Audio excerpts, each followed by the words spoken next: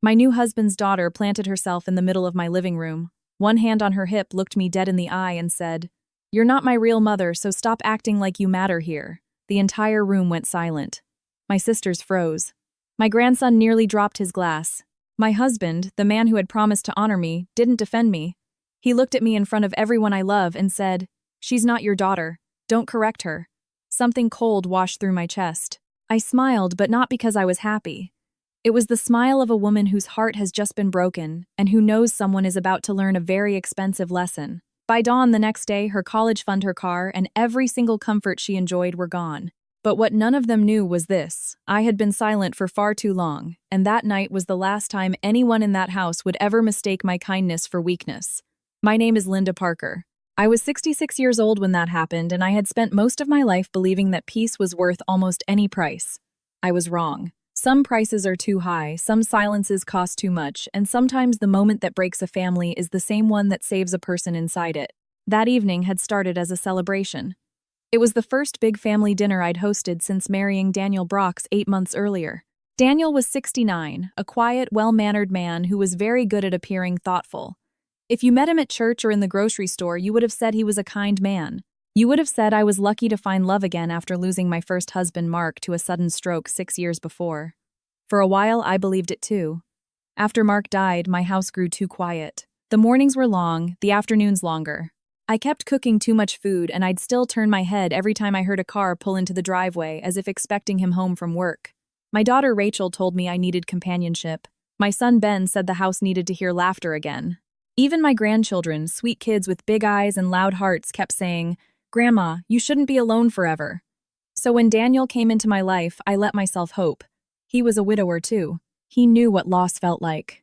He knew how empty a chair could look. He said all the right things. He brought flowers that were never too flashy. He called when he said he would. He listened when I talked about Mark without getting uncomfortable. He even cried once, telling me about his late wife Susan. It made him seem open and real. And then there was his daughter Emily. Emily was 21 when I met her. She had dramatic hair, expensive shoes, and a smile that never reached her eyes.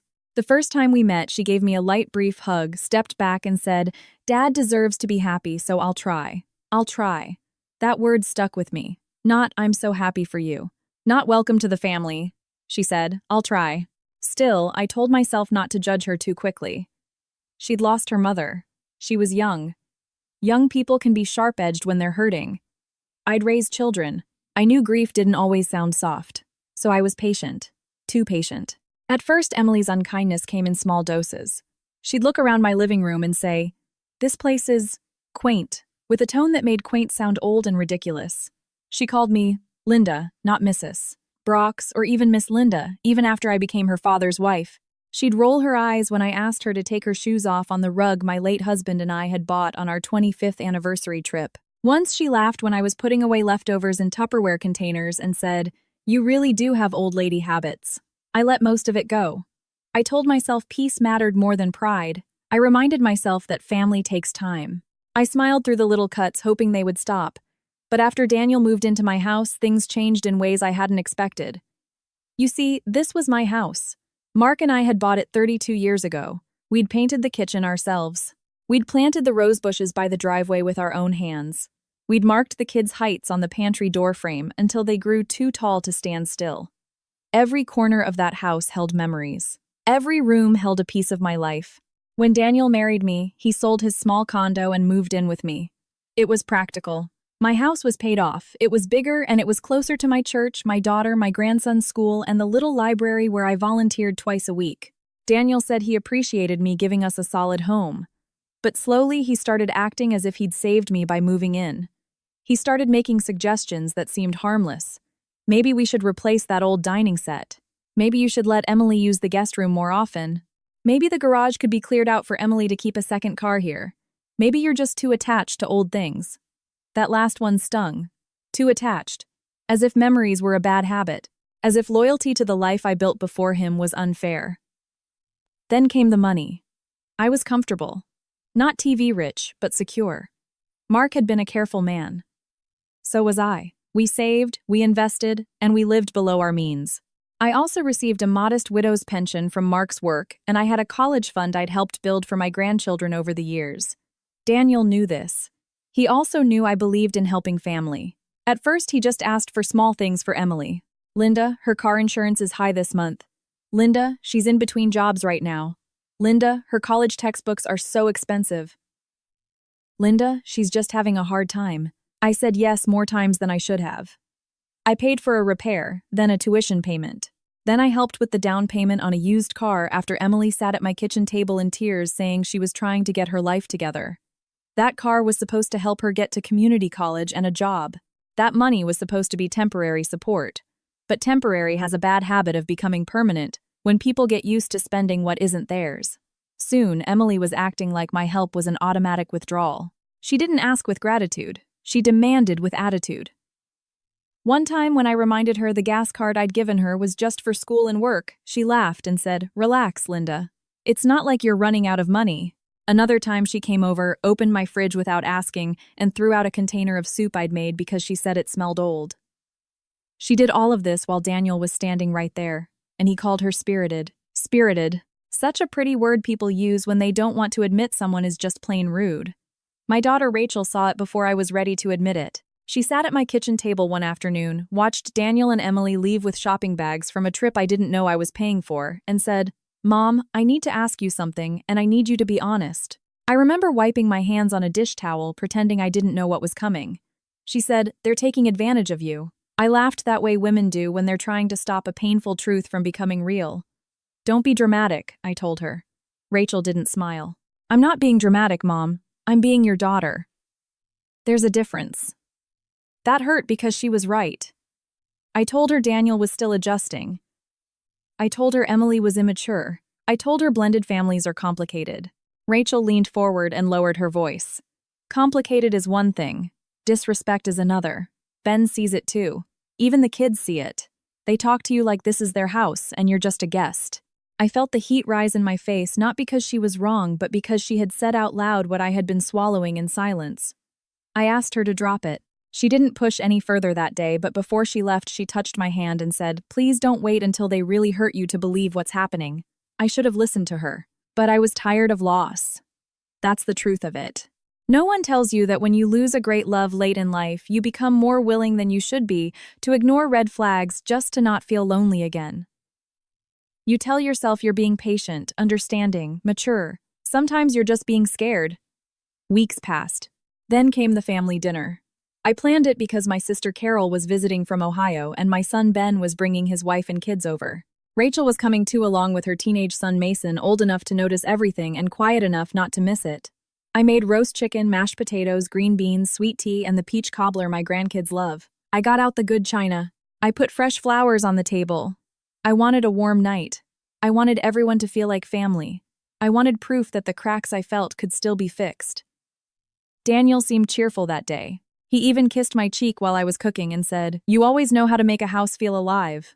For a second, I almost believed everything was okay. Emily arrived late, sweeping in with tall boots, her phone in her hand as if it were an extension of her body. She kissed Daniel on the cheek, gave me a small nod, and looked around as if she were evaluating a hotel she hadn't chosen. Dinner started well enough. There was laughter. Carol told stories from when we were kids. Ben teased Mason about the mountain of mashed potatoes on his plate. Rachel helped me clear dishes. Daniel poured drinks and played the charming host. Then the conversation shifted. Carol asked Emily how college was going. Emily made a face and said, "Honestly, it would be going better if people around me understood boundaries." The table quieted. Carol blinked. "What do you mean, honey?" Emily poked at a green bean. "Some people get married and suddenly think they can tell grown adults how to live." I felt my stomach tighten. Rachel put her fork down slowly. Daniel glanced at Emily but said nothing. Keeping my voice calm, I said, "Emily, if you have something to say, please say it respectfully." She laughed. That light, sharp, cruel laugh. Then she looked at my children, my sister, my grandson, and said, "See, that's exactly what I'm talking about." She loves to pretend she's in charge. There are moments when a room changes without anything moving. That was one. The air felt like it had been sucked out. My heart was in my throat. I said, "This is my house, and I will not have you speak to me like that in front of my family." Emily leaned back in her chair, crossed her arms, and said the words I still hear like a slamming door. Your family. Not mine. And you're not my mother, so stop acting like I owe you any respect. Carol gasped. Ben muttered, Unbelievable. Mason stared down at his plate, his eyes wide. Rachel was halfway out of her seat, but before she could speak, Daniel spoke. And what he said mattered even more than Emily's insult. He looked right at me, calm as if discussing the weather, and said, Linda, she's not your daughter. Don't correct her. Just like that. In front of everyone. In my own home. I can't fully explain the pain of that. It wasn't just humiliation. It was betrayal, dressed up as normalcy. It was a husband choosing comfort over truth. It was the sudden, stark understanding that the person beside you has been against you for a very long time. For a second, I thought I might cry. For another, I thought I might scream. Instead, I smiled. A small, controlled smile. The kind of smile that made Rachel narrow her eyes because she knew me well enough to know that danger had just entered the room. I said, You're right, Daniel. She's not my daughter. Emily smirked, thinking she'd won. I turned to Rachel and said softly, Honey, will you help me with the dishes? Rachel stood up immediately. So did Ben's wife, Laura. The rest of the dinner went on, but it was dead. No warmth, no comfort, just the clinking of silverware and people pretending not to hear the crack that had split the night apart. In the kitchen, Rachel whispered, Mom, please tell me you're not just going to let this go. I rinsed a plate slowly and said, No, I'm not going to let it go. She searched my face. What are you going to do? I dried my hands, folded the towel neatly, and looked at her.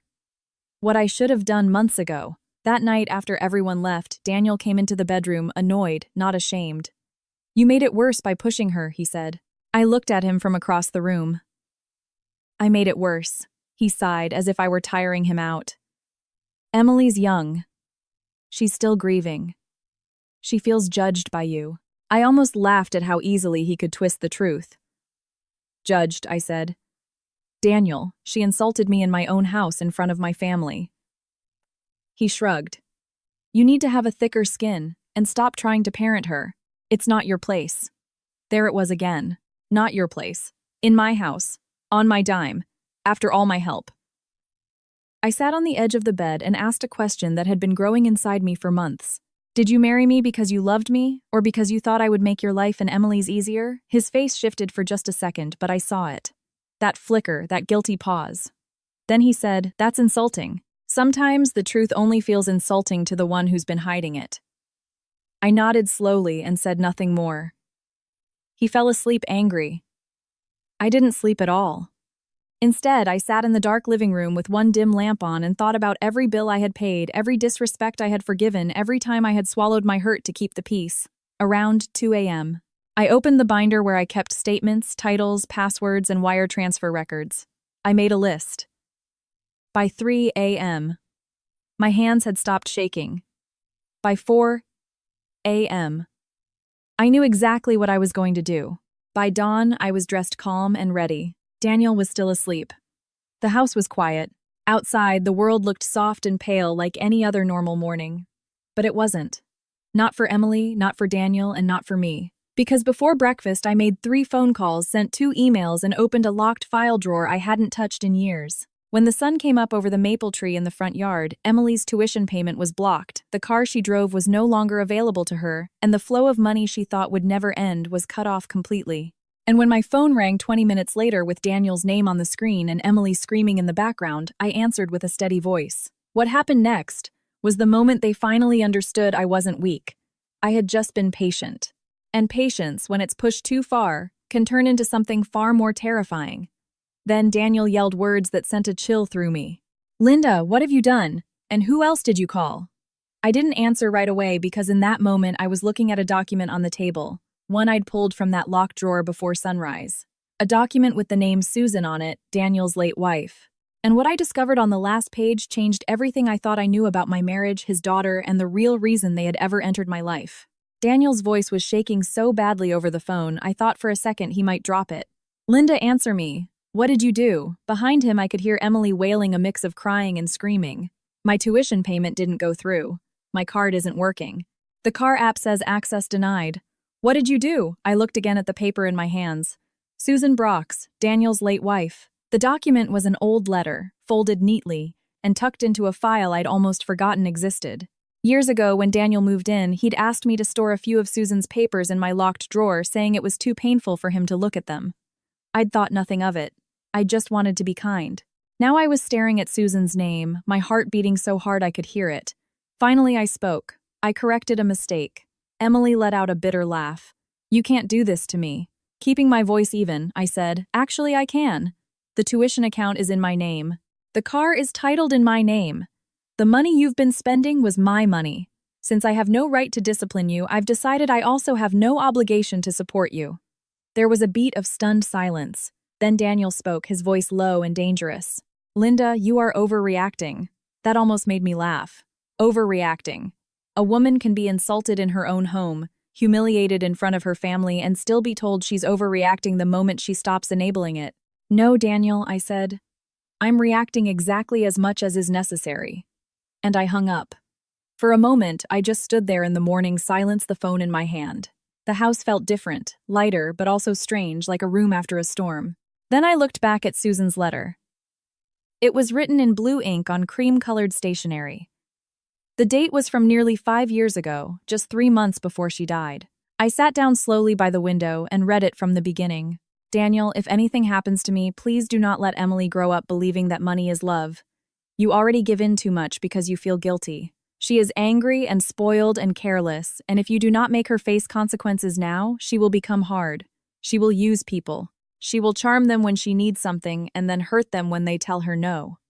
I know you hate when I say this, but guilt is not parenting. Please do not bring another woman into this mess, unless you are willing to stand up for her. Do not let your loneliness make you a coward." My hands went cold. I read that last line twice. "Do not let your loneliness make you a coward." That line hit me harder than anything else because suddenly I saw it all. Susan had known. She had seen Daniel's weakness. She had seen Emily's growing entitlement. She had even feared that another woman would walk into the very same trap. And I had walked right in, my heart open and full of hope. I stood there for a long time looking at the letter, feeling a wave of sorrow for a woman I'd barely known. Not just because she died, but because she had tried in her own way to leave a warning. Maybe she hoped Daniel would change. Maybe she hoped Emily would change. Maybe she hoped no one else would get hurt. But here I was, hurt in exactly the way she had feared. My phone vibrated again. It was Rachel. "Mom, are you okay?" I let out a breath I'd been holding all morning. "No," I said honestly. "But I think I'm finally starting to be."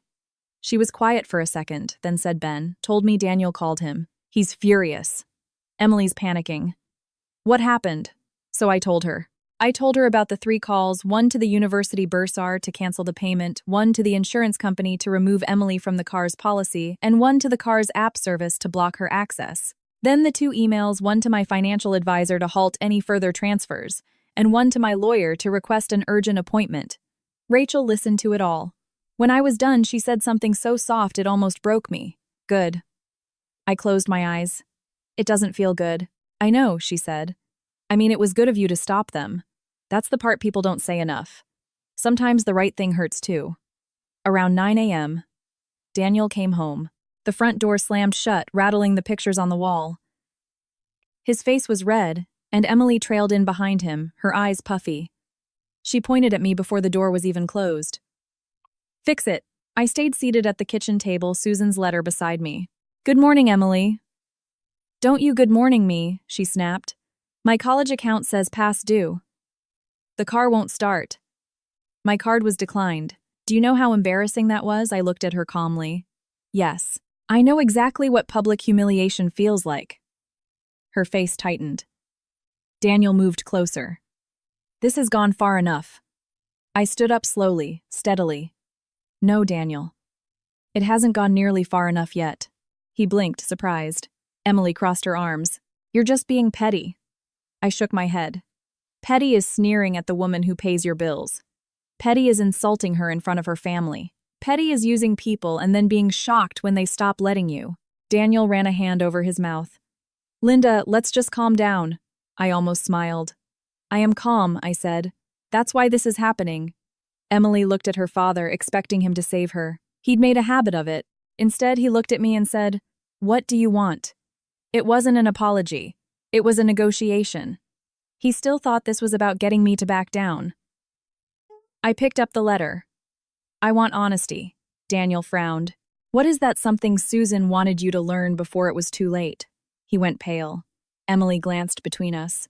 What's going on? I unfolded the letter and read aloud the part about loneliness, about using people, about not bringing another woman in if he wasn't going to protect her. When I finished, the kitchen was silent. Emily looked stunned. Daniel looked cornered. Your wife saw this coming, I said quietly. Emily's voice was small. My mom wrote that, yes. For the first time, she looked confused, even hurt. But Daniel's defenses shot up. That letter was private. You had no right to read it. I let out a breath. Funny. Everyone's so concerned with rights now. Only when I stop being useful. Emily looked at him. Dad, Mom thought that about me. Daniel avoided her gaze for just a beat too long. It was answer enough. Emily took a step back. No. Then she turned to me desperate. She was sick. She didn't mean it like that. I held her gaze. Maybe. Or maybe sick people sometimes tell the truth faster, because they're too tired to keep pretending. Daniel slammed his palm on the counter. Enough. His voice boomed through the kitchen. Then he pointed a finger at me. You're twisting all of this. Susan was under a lot of pressure. Emily was a teenager. And you're acting like a victim when all we ever did was try to be a family. That's when something inside me settled for good. No, Daniel, I said. You didn't try to be a family. You tried to be comfortable. There's a difference. He stared at me. I kept going before fear could catch up. A family has respect. A family has honesty. A family doesn't let one person pay for everything while telling her she has no place. A family doesn't insult the woman who keeps the lights on and then call her dramatic when she says, enough. Emily's eyes filled with tears again, but her anger seemed unstable now. I didn't ask you to do all of that, she said. I looked at her. No, you just accepted it over and over again. That's not better. She flinched. Daniel stepped in front of her, as if I were the danger. Linda, this stops right now.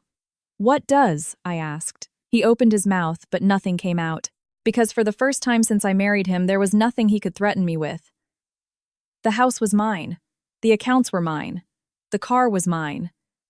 The fear had been mine too, but even that was fading. Suddenly, Emily started to really cry. Not the loud, angry crying from before, but the broken kind that comes from humiliation and confusion. She sank into a chair and covered her face. This is all over one stupid dinner, she said. I shook my head. No, this is over every dinner. Every rude word, every bill, every excuse. Every single time I chose peace, while you two chose entitlement and ease.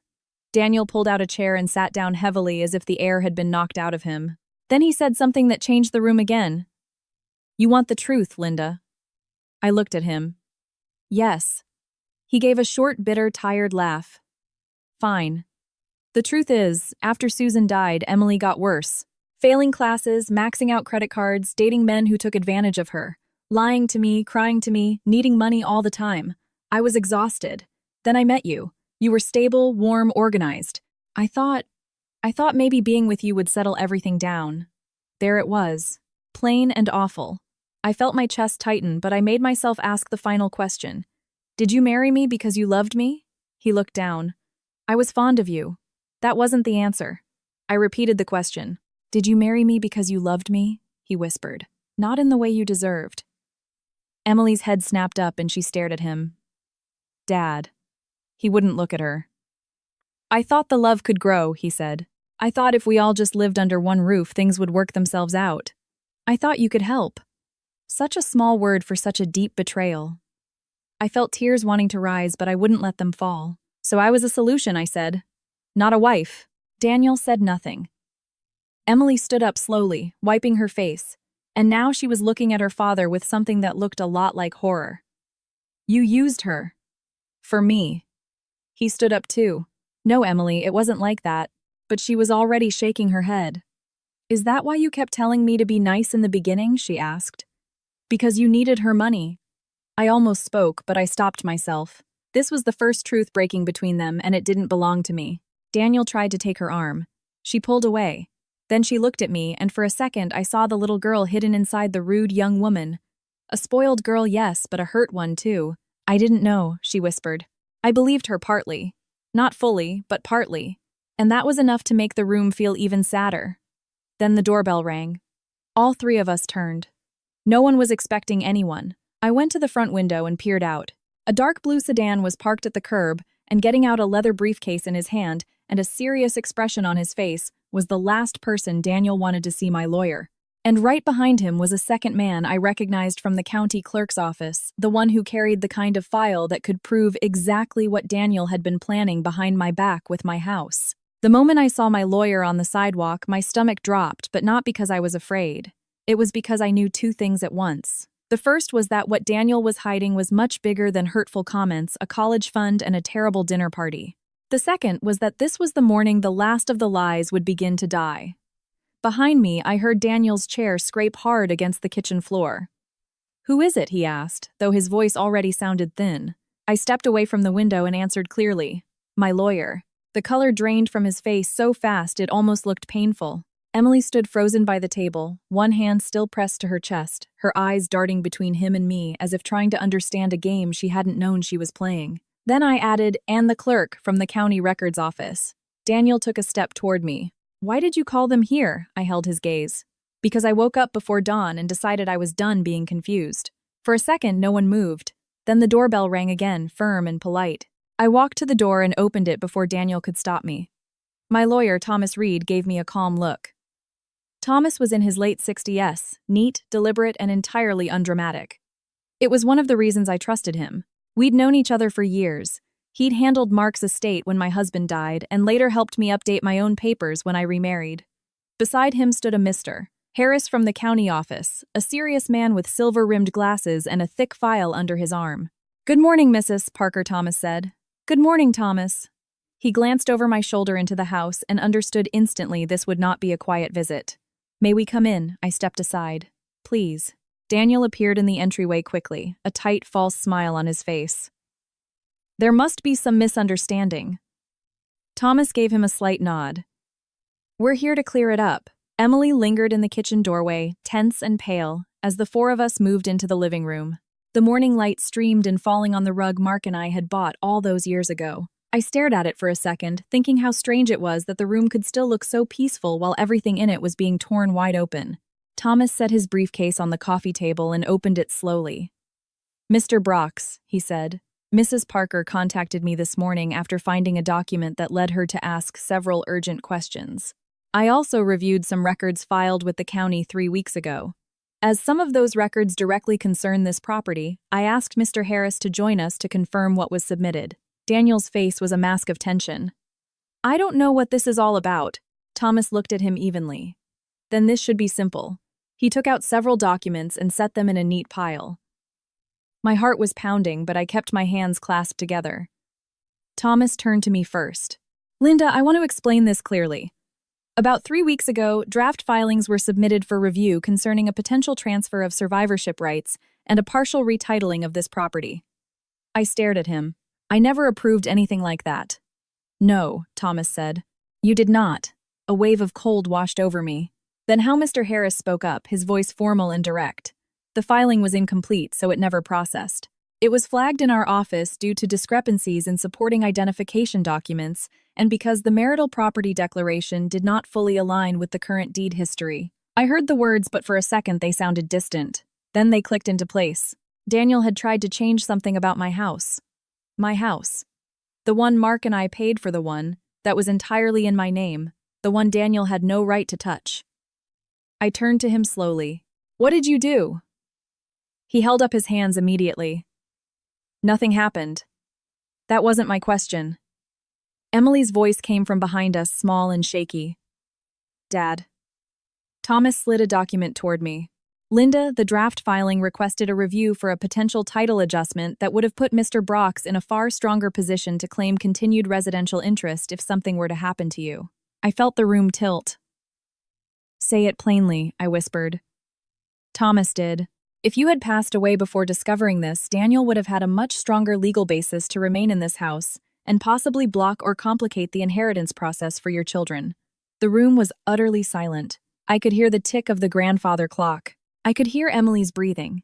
I could hear my own pulse. Then I looked at Daniel and spoke words that tasted like iron in my mouth. You were setting it up to take my house. He shook his head too fast. No, not to take it. To secure it. Thomas spoke before I could. Not without her informed consent, you weren't, Daniel snapped. It was just a draft. Mr. Harris adjusted the file in his hands. It was a draft submitted with supporting documentation. That's not the action of someone merely fantasizing. Emily took a slow step backward until her shoulder hit the wall. Dad, you did this. Daniel turned to her with a look I'd seen before, one that begged to be believed just long enough to escape the truth.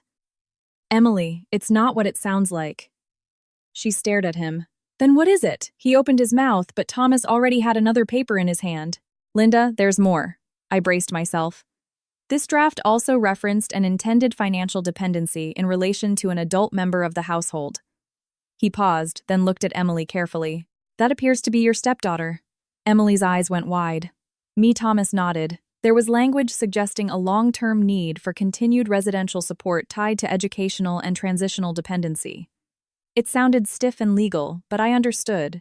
Daniel had been building a story on paper, a story that said he and Emily were dependent on me. A story that would make it harder for my children to secure my home if something happened to me. A story that turned my kindness into a weapon against myself. I sat down slowly, my legs no longer holding me up. Betrayal within a marriage is one kind of pain, but betrayal aimed at your children after you're gone, that's another level of hurt. That's stealing peace.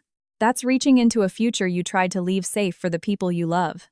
Daniel spoke again louder, this time as if volume could fix the truth. I was just trying to make sure Emily wouldn't be out on the street if something happened to me. That's all. I looked at him. Then you should have talked to me. He let out a frustrated laugh. Every time I tried to talk about long-term planning, you got emotional. I almost smiled at the sheer audacity. Emotional. That word again. It's amazing how easily selfish people call honesty emotional when they don't want to hear it. I said, you didn't talk about long-term planning. You went behind my back and started paperwork on a house that doesn't belong to you. Emily was crying again, but now she wasn't looking at me. She was looking at him. You brought me into this. He took a step toward her. I was trying to protect you. She jerked back. No, she said. You were using me. Again. There was a raw quality in her voice that made me look at her differently for a moment. Not with fondness, not yet, but differently. Because maybe she had been rude and entitled for years, yes. Maybe she had taken without asking enough questions. But in that instant, she was finding out what it felt like to be used by the person you trust most. It didn't erase what she'd done to me, but it explained something. Thomas cleared his throat gently. Linda, I also need to advise you on immediate steps. Because there was an attempted filing, even if incomplete, I recommend we do 3 things today. First, place additional protections on the deed and fraud alerts with the Property Records Office. Second, immediately update your estate documents. And third, decide whether Mr. Brox should continue to reside in the home while this is being addressed.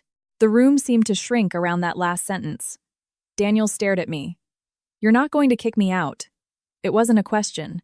I thought about the first few months after we were married, the kind dinners, the careful way he spoke when he wanted to seem good. I thought about every time I had doubted my own discomfort because I wanted peace more than I wanted the truth. Then I thought about Mark. Mark, who never made me feel small in my own home. Mark, who used to say that trust isn't proven when life is easy. It's proven when a person has a chance to be selfish and chooses not to be. Daniel had his chance, many chances, and every time he chose himself. I stood up. Actually, I said I am. Emily's head snapped up. Daniel took a step toward me, but stopped. When Thomas rose to his full height, Daniel's voice dropped. You can't do this over some papers that were never even finalized. I held his gaze. I can do this because you lied to me. You used my money. You allowed your daughter to humiliate me. You admitted you didn't love me as a wife deserves. And you quietly prepared a way to stand between my children and the home their father and I built together. The papers aren't the only reason. They're just the last piece of proof I needed. His face hardened. You're making a mistake, maybe I said. But it will be my mistake in my house, not yours in secret. For a second I thought he would yell. Instead, he just looked tired. Angry too, but tired in the way people look, when the carefully curated version of their life suddenly collapses. Emily spoke before he could. Dad, did you ever really love her at all? The question hung in the room like smoke. He looked at me then, at Emily, then away. I was fond of her. Emily's mouth fell open in disbelief. That's not what I asked. He said nothing. And sometimes silence is the loudest confession.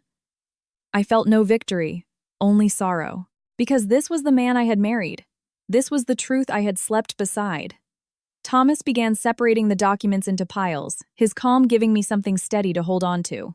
Linda, he said, would you like me to contact a locksmith and prepare the temporary notice of occupancy? Daniel let out a low laugh. You planned all this in one morning. No, I said quietly. You've been planning this for months. I just finally caught up. That hit its mark. He turned and ran both hands over his face. Then he said, Fine. I'll go for a few days until people calm down. People. As if this were all a collective mood and not his betrayal. No, I said. You'll pack what you need and you'll leave today. Emily looked at me stunned. Today? Yes, I said. She blinked several times and then her face shifted.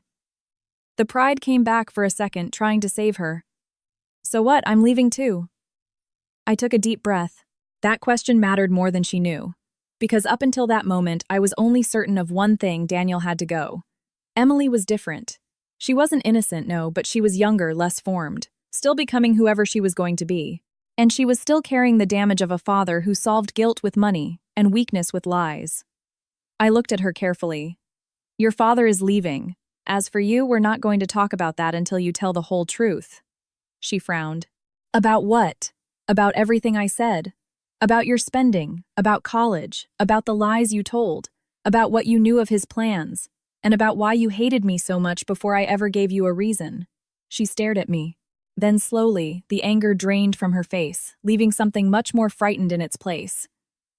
Because now she understood this wasn't just about a dinner or a car or tuition. I was asking for the real story, and she had one. I could see it in her eyes. Thomas and Mr. Harris retreated to the entryway to give us space, but not too much, just enough to make the next moment feel painfully private. Emily looked from Daniel to me. When she spoke, her voice was faint and shaky. I didn't hate you at first. I waited. She swallowed. I was afraid of you. It wasn't what I expected. Afraid of me, she nodded, tears slipping down her cheeks. Because Dad told me that if you ever found out what happened with Mom's medical debt and with the condo after she died, you would never marry him. He told me if I wanted us to survive, I had to keep my mouth shut and stay on his side. He said if you knew the truth, you'd leave us with nothing. The room went ice cold. I heard Thomas stop moving in the hall. Daniel turned his head sharply toward her. Emily, stop. But she was already shaking, years of fear and confusion finally breaking. No, she cried. I'm tired. I'm tired of lying for you.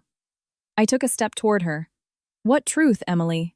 She looked at me through her tears. Dad used Mom's insurance money and almost everything from the sale of the condo years ago. It was supposed to cover her care and my future, but he lost a huge amount of it on bad investments and secret debts. Then after she died, he kept pretending there was less money left because of medical bills. There were bills, yes, but not like he said. He just kept borrowing and patching holes and lying. And when he met you, he told me not to mess it up because you were our chance to be safe again. I brought a hand to my mouth. Daniel took a sharp step forward. That's enough. But Thomas was already back in the living room, and for the first time all day, his voice was sharp. Do not take another step, Mr. Brox. Daniel froze. The entire house felt like it had cracked open over a deep hole. Suddenly, every explanation from the past year fit. The pressure for money, the constant dependency, the urgency around the house, the fake concern over long-term planning, the guilt, the fear, the manipulation. It hadn't been random selfishness. It had been desperation disguised as family. I looked at Daniel, really looked at him, and for the first time, I didn't see a grieving widower who needed love. I saw a man who had built his life by covering one lie with another. My voice came out low.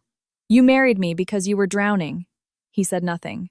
Emily answered for him, sobbing, now completely undone. Yes. The room was still again. And then, before I could even decide what to say, there was a hard, sharp knock on the still open front door. Not the polite ring of the doorbell from before. This was a dry, official knock. Everyone turned. Mr. Harris was the first to move toward the door, opening it a little wider. On the porch stood a uniformed police officer, and next to him a woman in a navy blue blazer holding a folder. The woman looked past him directly at Daniel and said, "Daniel Brox, we need to speak with you immediately regarding a formal complaint and financial documents related to your late wife's estate." And the officer added words that made Emily let out a sharp cry. "You should also be aware, sir, that your daughter's name appears on one of the transfer records." Emily's cry ricocheted off the walls, seeming to shake the whole house. For a second, no one moved. The police officer stood on the porch, his face calm, one hand near his belt, not threatening, just firm. The woman beside him had the look of someone who had spent a lifetime reading papers that could ruin entire mornings. She clutched a folder to her chest and kept her eyes locked on Daniel. My lawyer, Thomas, stepped forward immediately. "Officer, I'm Thomas Reed, Mrs. Parker's attorney. Please come in." The officer gave a short nod. The woman in the blazer entered with him. Daniel looked like he wanted to bolt, but there was nowhere to go. Emily was still pressed against the wall, crying so hard she had to cover her mouth. The woman introduced herself first. "My name is Karen Whitmore.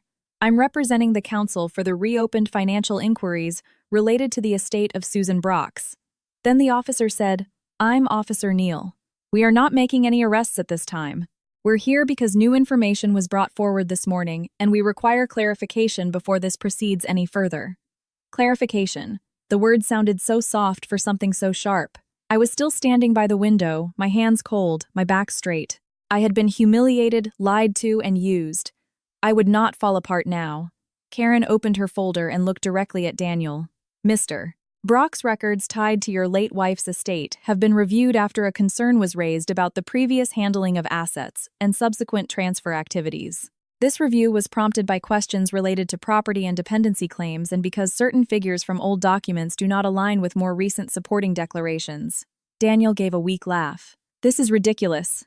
Karen didn't laugh back. "Is it?" That shut him up. Emily looked from face to face as if she couldn't keep up. Her mascara had smudged a little under her eyes, making her look much younger and sadder than I had ever seen her. Then she asked, her voice trembling, "Why did you say my name is on a transfer record?" Karen turned to her, her expression softening slightly. "Because one of the documents includes a line of accord with your name on it, related to a position of financial dependency and prior awareness of account movements." Emily shook her head immediately. "I don't even know what that means," the officer said. "It means your name was used in a way that suggests you knew something about certain financial arrangements." I watched the fear spread across her face. "I didn't," she whispered. Daniel finally stepped forward. "This is getting out of hand. Emily doesn't understand any of this. She was never involved in estate decisions." Karen looked down at the folder, then back at him. "That may be true, but her name is on it. Which means there are only 3 possibilities. Either she signed something she didn't understand, or someone used her name without her full knowledge, or someone is lying now." No one spoke. That's the thing about the truth. When it finally enters a room, it doesn't shout.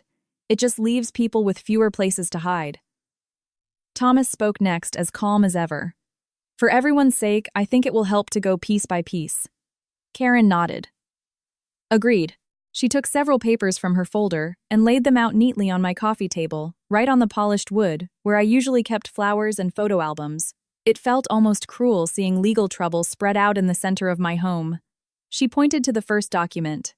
"This pertains to the payout from Susan Brox's life insurance policy." Then the second. "This pertains to the sale of the condominium after her death." And the third. "And this pertains to subsequent declarations filed to support claims of limited resources and dependency need." I looked at Daniel. He looked at the papers, not at me. Karen kept talking her words clear enough for a child to follow. "After Susan died, there was more money available than later records suggest. Some of it was used properly. Some of it was not clearly accounted for. There are signs of significant losses, private debts, and misleading explanations given afterward. Some of those explanations appear to have been repeated later when seeking financial assistance from other parties." Other parties. She didn't have to say my name. I understood perfectly. Daniel hadn't just lied to me about needing help. He'd been lying for years about what was lost, what was owed, and what was left. Emily's voice broke. "Dad, did you steal Mom's money?" He turned to her. "No." But the answer came too fast. Not angry enough, not pained enough, just fast. Karen said, "Let's use our words carefully. The concern at this point is misrepresentation and misuse, not a final criminal conclusion. But there are very serious questions. Emily covered her face. I can't do this. That was the first moment I truly saw the child trapped inside the young woman who had insulted me. Not the insolent mouth, not the expensive shoes, not the entitled habits. The child. The one who had been fed half-truths and fear until she learned how to survive inside them. It didn't excuse what she'd become, but it explained how she got there. I said quietly, Emily, look at me. She lowered her hand slowly.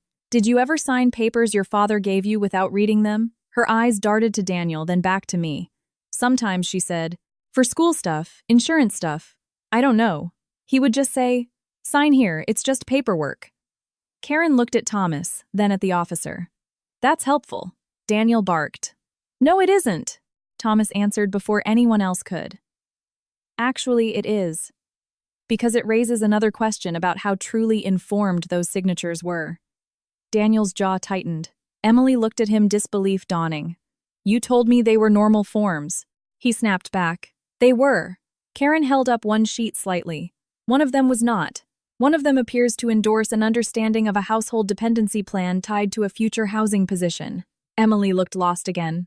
I don't even understand that sentence. I stepped forward and put it in plain words for her. It means a piece of paper makes it look like you knew your father was setting things up for the two of you to remain protected by my money and my house. Her mouth fell open. No, I never knew that. Daniel rubbed his forehead hard as if he could crush the problem away. This is all being twisted.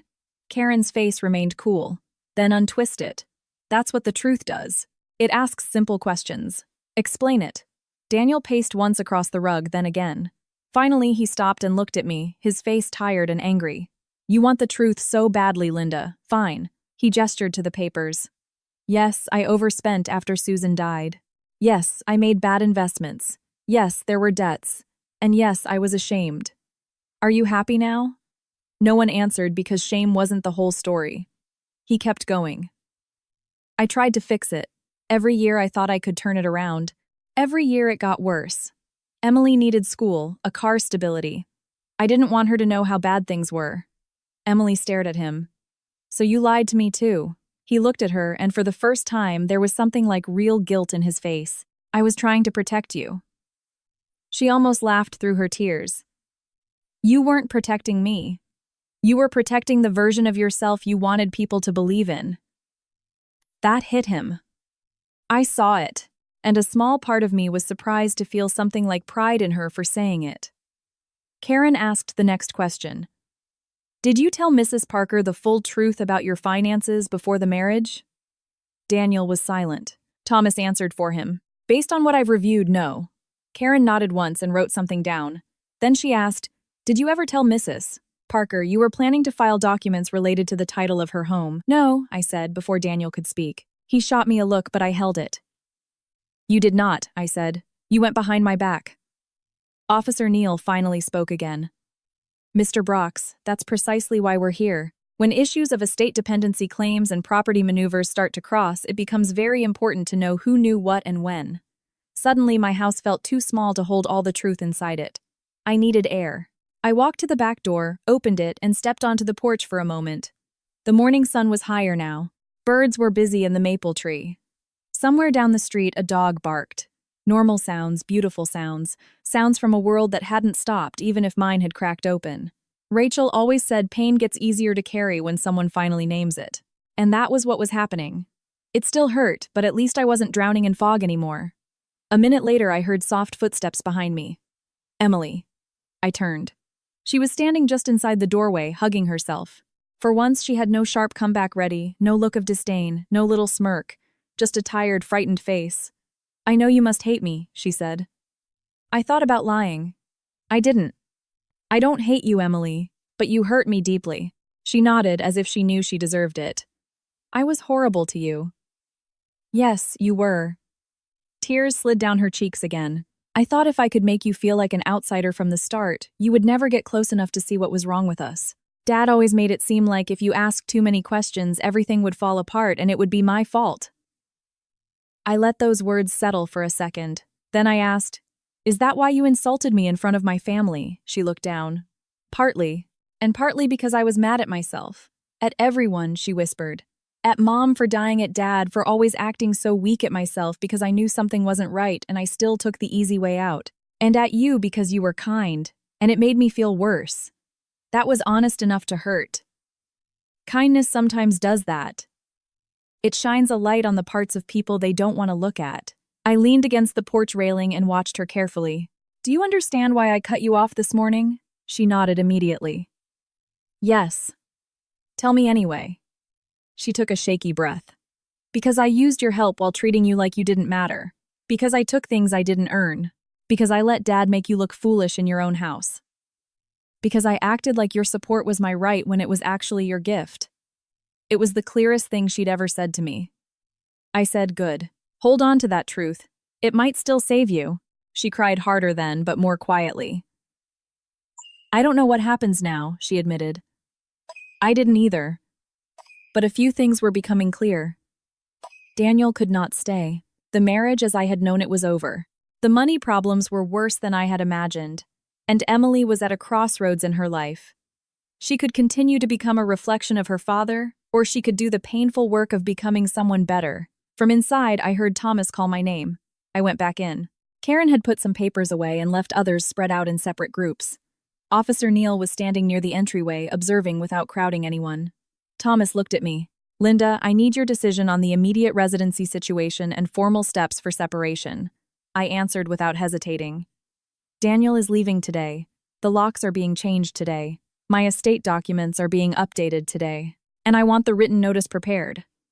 Daniel looked at me as if he still couldn't believe I was serious. Linda, think about this. I have. No, he said. You're angry. The old trick again. To diminish my clarity by calling it anger, I looked him right in the face. I am angry. And I am careful. The two can exist at the same time. Karen almost smiled at that. Emily sat down slowly on the edge of a chair, as if her legs could no longer hold her. Then she said something none of us expected. I'll tell them everything. Daniel spun around so fast his shoes scuffed the floor. Emily, don't. She stood up again, shaking but tall. I'm done being quiet for you. My heart gave a thump against my ribs. This was the moment when silence either wins or loses. And for the first time, she chose to stand against it. She told us about the credit cards Daniel hid from family by changing the mailing addresses. She told us about overhearing him on late-night calls begging for extensions. She told us about a small storage unit he kept that he visited alone. She told us about papers he'd once had her sign, saying, "This is just a backup in case we ever need to prove our situation." She told us how Daniel used to get annoyed when Susan talked about money directly, because in Emily's words, Mom could smell a lie before it was halfway out of the room. The more she talked, the more Daniel seemed to both shrink and harden, not with remorse but with exposure. Then Emily wiped her face and said the worst part. There's one more thing. The room froze. She looked at me, not him. A few weeks before you got married, I overheard Dad on the phone with someone. He said that if he could just get settled in your house and get things mixed up enough, he could finally breathe. He said you were lonely and trusting, and that made it easier. I didn't know you could feel that cold inside your own home. Even Thomas looked down for a second. Daniel exploded. That is enough. He took a step toward her and Officer Neal moved between them instantly. Not another step, sir. Daniel stood frozen, breathing hard. No one spoke for a long moment, because what Emily had just said stripped away the last soft excuse. This wasn't just weakness. It wasn't just fear. It wasn't just bad decisions after grief. It was intent. He had seen my loneliness and treated it as an opportunity. He had seen my trust and treated it as a tool. I sat down because I suddenly felt very, very tired. I had loved before. I had buried a good man. I had opened my life back up, my hands shaking, and this man had looked at all of that and thought easier. That was the word that hurt most. Not useful, not secure, not kind. Easier. For a while, the room became practical. Thomas called a locksmith. Karen explained that there would be further document review and that Emily might need her own lawyer later, depending on what she'd knowingly signed. Officer Neal asked short questions and took short notes. Daniel went upstairs under supervision to pack a bag and gather his basics. He moved like someone who still couldn't believe the world had shifted. While he was upstairs, Rachel arrived. Ben must have called her because she came fast, her hair pulled back, worry written all over her face. The second she saw me, she crossed the room and hugged me. Mom. And then finally, I let a few tears fall. Not big ones. Just enough to admit I was hurt. Rachel looked around the room, saw Thomas, saw the officials, saw Emily collapsed in the chair, and understood this was far more than a family argument. She kissed my temple and whispered, "I'm here." It mattered more than I can explain. Sometimes strength isn't about being alone. Sometimes it's about finally letting the right people be with you. A little later, Ben came too tall and angry and trying hard not to show it. He greeted Thomas, nodded to the officials, and then looked toward the stairs with an expression that said a great deal without a single word. When Daniel came down with his suitcase, the house went still again. He stopped near the door and looked at me one last time. "Linda," he said, "we don't have to destroy everything in one day." I answered with the calmest truth I had. "You destroyed it long before today. Today is just the day I stopped pretending." Then he looked at Emily. "Come with me." Her face flickered. For a second, I thought she would. That old pull of habit and fear and loyalty still lived in her. But then she looked at me, at Rachel, at Ben, at the papers on the table, and finally back at her father. "No," she said. Daniel's mouth tightened. "Emily." "No," she repeated more firmly this time. "I need to stay and tell the truth." He looked at her, as if he no longer recognized her. Then, without another word, he walked out. The front door closed behind him with a heavy thud that seemed to echo through the walls and out into the yard. For the first time all day, the house felt truly quiet. Not peaceful yet, but honest. And honesty was a start. Rachel made tea because that's what she does in a crisis. Ben called Laura to say he'd be late. Thomas stayed to help me review the first separation documents. Karen left copies of the formal notices and said someone from the estate review team might be back. Officer Neal left after giving a simple instruction to call if Daniel came back and caused any trouble. Slowly, the morning turned into afternoon. Emily stayed. She didn't ask for food. She barely touched her phone. She didn't get offended when Rachel gave her a glass of water and nothing else. At one point, she looked at me and said, "I know you don't owe me anything right now." "That's true," I said. She nodded and looked down. Then I surprised myself by saying, "But owe and choose aren't always the same thing." Rachel looked at me and understood instantly. I wasn't forgiving Emily yet, but I was leaving a small door open for truth and change. That evening, after Thomas left and the locksmith had changed the last lock, I walked through the house room by room. The kitchen, the hall, the guest room where Emily had tossed her clothes like she owned the place. My bedroom, the back porch. I touched the countertops, the door frames, the old dining chair where Mark used to sit. Not because the house mattered more than the people, but because it had been the stage where I learned something painful and necessary. A home without respect becomes a trap. A home with truth, even a painful truth, has a chance to heal. When I came back to the living room, Emily was sitting on the couch, small and exhausted, holding Susan's letter in her hands. She looked up at me. "I think Mom knew Dad better than I ever did." I said I think she was also hoping that one day you would get to know yourself better. That made her cry again, but softly. Rachel took the grandkids home. Ben promised to come back in the morning. The house settled into the evening gloom. And just when I thought the worst of the day was over, my phone rang. Unknown number. I almost ignored it. Almost. But something in me said answer it. So I did. "Hello," a woman's voice came through, older, nervous, and tight with urgency. "Mrs. Parker, yes. This is Janet Collins. I worked with Susan's sister on some of the estate papers years ago. Karen Whitmore gave me your number after what came out today. They said you found Susan's letter." I gripped the phone tighter. "Yes, I did." The woman took a shaky breath. "Then you need to know this.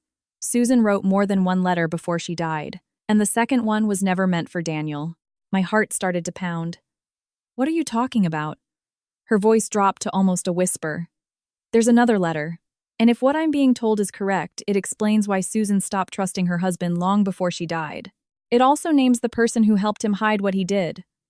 I went cold from head to toe. Because you expect lies from a weak man. But helpers, secret helpers, those are different. Those are the people who smile while your life is being quietly rearranged behind your back. I glanced across the living room to where Emily was sitting. She was already watching me, her face frightened by my expression. And when I finally found my voice, I asked the question that made the night dark all over again. Who helped him? The woman answered, and the name she gave me was someone already inside my house. For a second, I thought I'd misheard Janet Collins. My fingers clenched around the phone until they ached. What did you say? Her voice came back low and cautious. I said the person who helped Daniel hide some of the truth was Emily. The room went still. Across from me, Emily was already watching my face, her eyes wide with fear. She couldn't hear Janet's exact words, but my expression was enough to tell her that something had shifted again. I turned slightly, walking toward the window. Explain that to me, I said. Janet took a deep breath. Years ago, when Susan was getting sicker, she started looking more closely at the paperwork herself. She found numbers that didn't add up. She thought Daniel was moving money and hiding debt. She confronted him more than once. After that, she got very careful. She made copies of papers. She wrote notes. She even told her sister that if anything happened to her, someone needed to look very closely at Daniel's financial story. My heart was thudding in my ears. So, where does Emily fit in? Janet answered softly.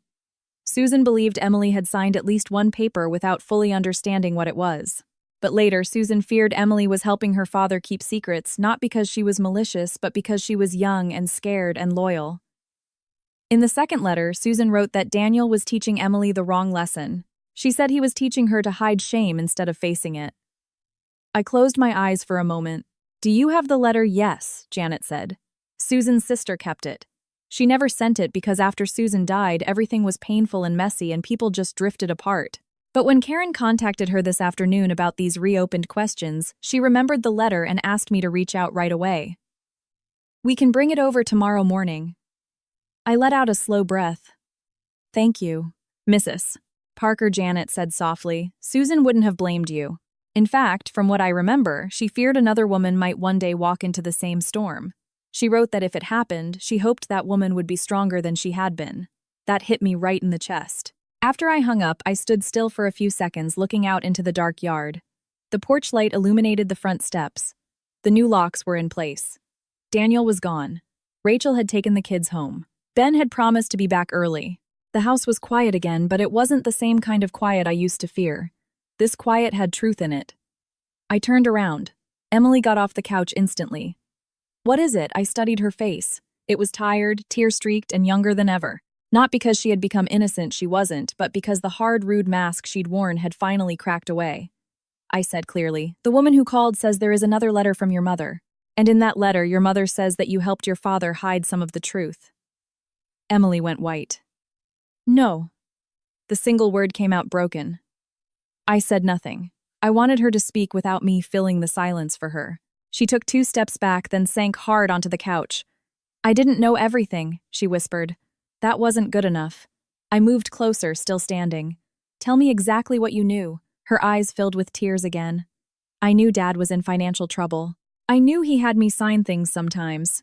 I knew Mom and Dad fought about money a lot before she died. I knew Mom thought he was lying. And after, when she got sicker, Dad kept telling me not to upset her, not to question things, not to make life harder. She swallowed. Then, after she died, he told me there was almost no money left because of her treatment bills and that he was doing the best he could. He said people would judge him if they knew how bad things were. He said we had to stick together. My voice stayed calm. And you did. Yes, she whispered. She covered her mouth with one hand, crying silently. I signed papers. I repeated what he told me. I acted like we had less than we did. I didn't understand every detail, but I knew enough to know it wasn't honest. And later, when he met you, he said, we finally have a chance to be safe again. He made it sound like if I wanted our lives to stop falling apart, I had to be nice when it mattered, and quiet when it mattered. I looked at her for a long moment. So why were you cruel instead of kind? The question landed hard. Because she said through her tears, being kind to you made me feel guilty. You were good. You offered help. You trusted us. Every time you did, it made me remember Mom warning Dad. It made me remember that none of this was clean. So I was cruel. Being cruel was easier than feeling ashamed. It was one of the saddest truths I had ever heard. People do that sometimes. When kindness exposes their own bad choices, they attack the kind person because it hurts less than admitting what they've become. I sat down across from her. Did you know your father was trying to put himself in an advantageous position with my house? She shook her head quickly. Not specifically. I knew he talked about security, and not being left with nothing. I knew he wanted to blend things more. But I didn't know anything about property papers until today. I swear that part is the truth. I believed her. Not because she deserved easy trust, but because sometimes pain has a sound you can't fake, and hers no longer sounded false. Rachel came back just then. She'd left her sweater, but the moment she walked into the room and saw our faces, she knew something else had happened. "What now?" she asked. So, I told her about Janet's call. Rachel listened in silence. Then she looked at Emily with the sharp sorrow only a mother can carry. "Do you understand what your choices did?" she asked Emily. Emily nodded through her tears. "Yes." Rachel shook her head. "No. I don't think you do yet." The room went very still again. Rachel sat in the armchair by the fireplace and leaned forward. "My mother found love again after losing our dad. That took courage. She opened her home, her money, and her heart to people who didn't deserve any of it. You insulted her in front of her family. Your father preyed on her loneliness. And while you may have been young and scared at first, you kept choosing the easy way out long after you were old enough to know better." Emily cried harder, but Rachel still didn't soften. "Being hurt doesn't give you permission to hurt other people. Being confused is not an excuse for being cruel. Do you understand now?" Emily nodded. "Yes." I watched them both and felt two truths at once. Rachel was right, and Emily was finally hearing the truth with no escape. I said, "Rachel, that's enough for tonight." Rachel leaned back, still angry but quiet. Then I turned to Emily. "You are not staying here tonight as if nothing happened." Her face fell. "Please," she whispered. "I have nowhere else to go." That wasn't entirely true. She had friends, she had options. But she wanted safety. And for the first time in her life, safety had conditions. I said, "You may stay for one night in the guest room. One night. Tomorrow morning, after we see the letter and talk to Thomas again, we will decide the rest. Tonight, you will not touch my accounts, my files, or my things. And tomorrow, if you are serious about telling the truth, you will tell all of it." She nodded quickly. "I will." "No more lies," I said. "No more lies," she repeated. Rachel stayed the night too. It mattered. I wasn't going to be alone in that house with all that fresh pain. She took the room down the hall. Emily took the guest room. I went to my own bedroom, sat on the edge of the bed, and looked at the picture of Mark on the dresser. I hadn't really looked at it in years. He was smiling in the photo, one arm around me, both of us younger and sunburned from a beach trip we could barely afford. There was so much honesty in that smile. I touched the frame and whispered, "I'm sorry I ignored the warning signs." Then I added something I hadn't expected to say. "But I'm not sorry I finally stood up." I slept a little that night. Not much, but enough. The next morning dawned bright and clear. Ben arrived before 9 with bagels and coffee. Thomas arrived 10 minutes later. A little after that, Karen Whitmore returned with Janet Collins and a thin, older woman with soft gray hair and tired eyes. Susan's sister. Her name was Elaine. The moment she walked in and saw Emily, her face filled with pain. Emily started crying before anyone said a word. "Aunt Elaine, I'm so sorry." Elaine held up a gentle hand. "We'll get to that." We all sat in the living room. Sunlight streamed across the floor. The papers were back on the coffee table. But today, one envelope sat apart from the rest. Elaine looked at me. "Susan wrote this during the hardest part of her illness. She asked that if Daniel continued to choose lies, and if Emily got pulled down with those lies, this letter be given to whoever needed the truth most." She pushed the envelope toward me. I opened it carefully. The paper trembled in my hands, not because of the paper itself, but because of what it held. I read it aloud.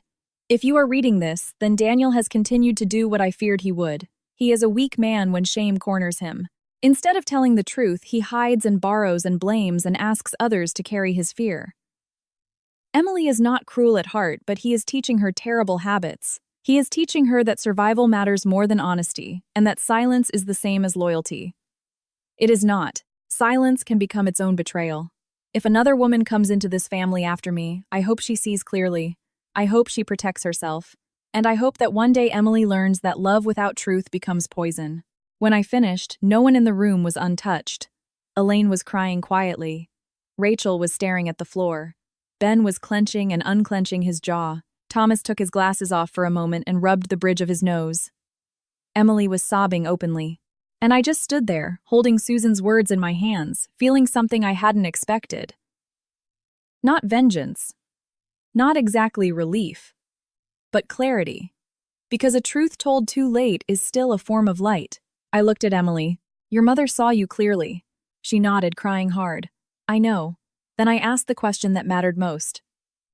What do you choose now? No one moved. No one interrupted. Emily wiped her eyes with both hands and said, I choose the truth. Even if I've ruined everything. Thomas spoke softly. The truth can ruin what was built on lies. That's not the same as ruining everything.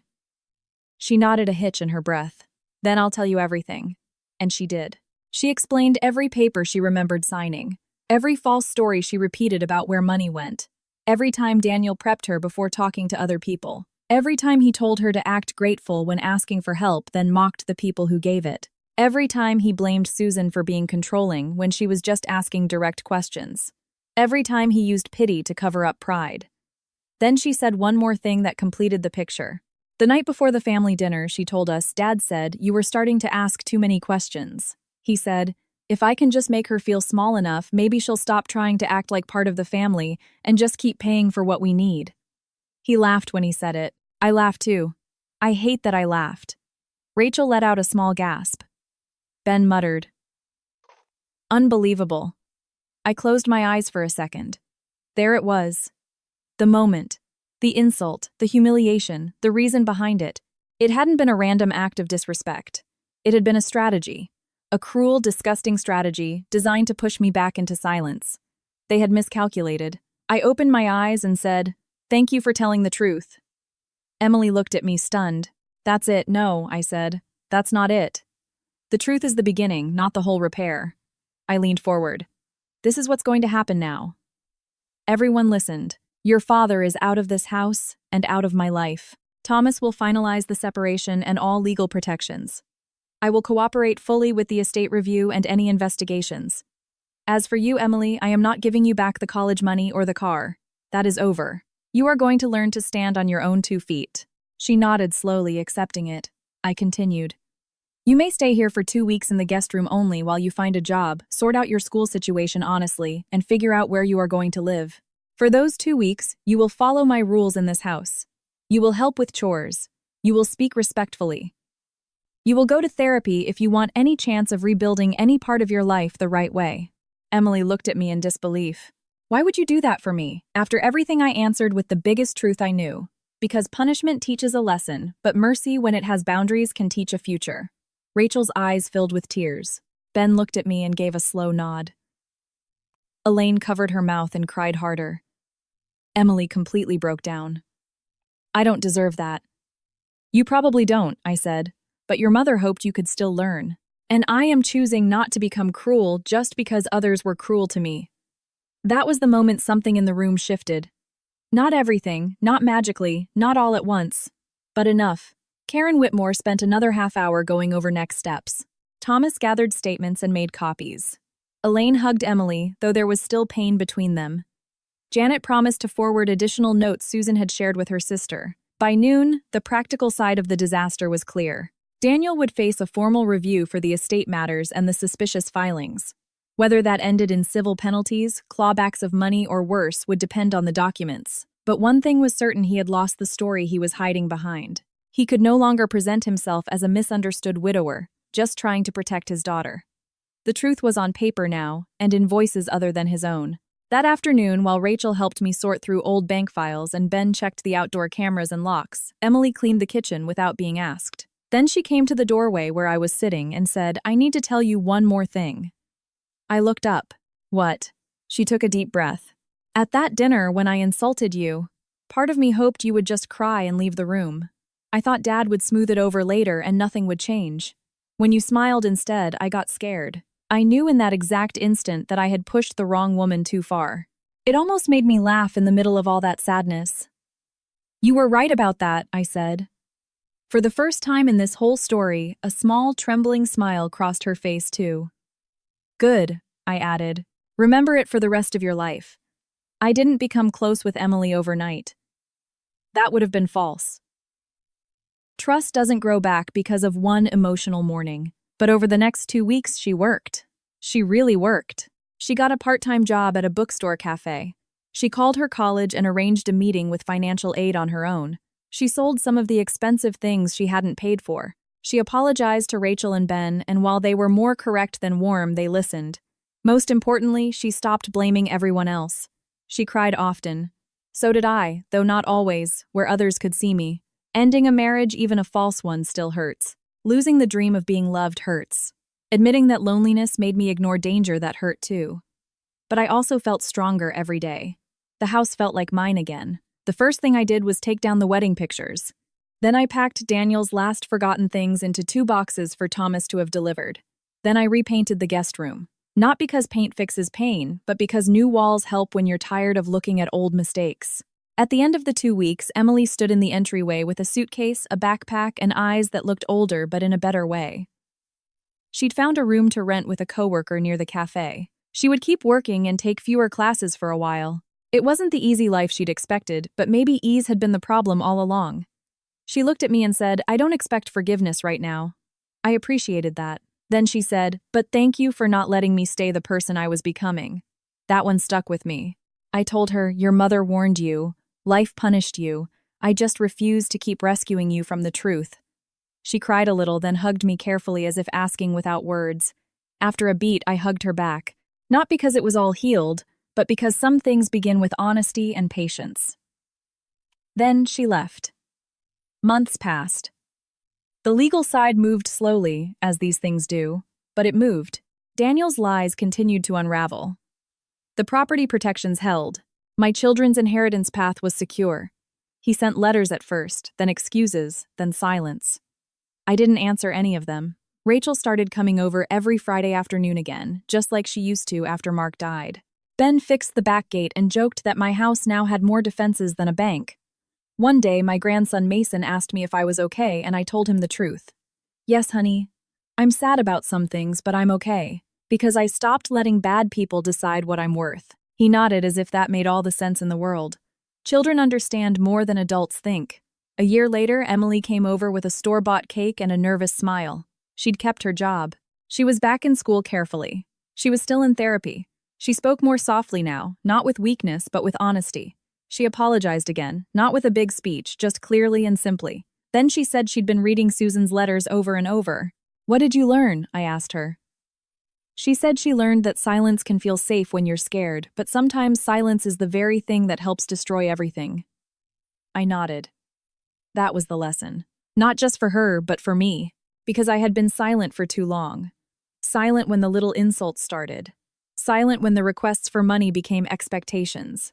Silent when my home started to feel less and less like my own. Silent because I was afraid of losing love again. But real love doesn't grow inside a silence that protects lies. Real love stands up next to the truth, even when the truth is uncomfortable. That's what I finally learned at 66 years old in my own living room in front of the people I love. When a rude girl tried to make me small and the man I married chose her disrespect over my dignity. They thought my silence meant weakness. They were wrong. My silence was just ending. And when it ended, everything changed. So if you are listening to my story and your heart has been whispering a warning about someone, listen to this. Trust your gut. Don't keep calling cruelty confusion. Don't call being taken for granted kindness. Don't keep paying for your own humiliation with your peace. Speak up early, set clear boundaries, and never ever forget that being a loving person does not mean you have to be a blind one. As for me, I kept my house. I kept my dignity. I kept my children close. And slowly I got something better than revenge. I got my life back. And that in the end was worth far more than the tuition, the money, a car, or anything else they thought they were taking from me. If this story touched your heart, please take a second to like, comment, and subscribe. And let me know in the comments what you would have done in my shoes. My name is Linda Parker, and that was the last time anyone in my house ever confused my kindness with weakness.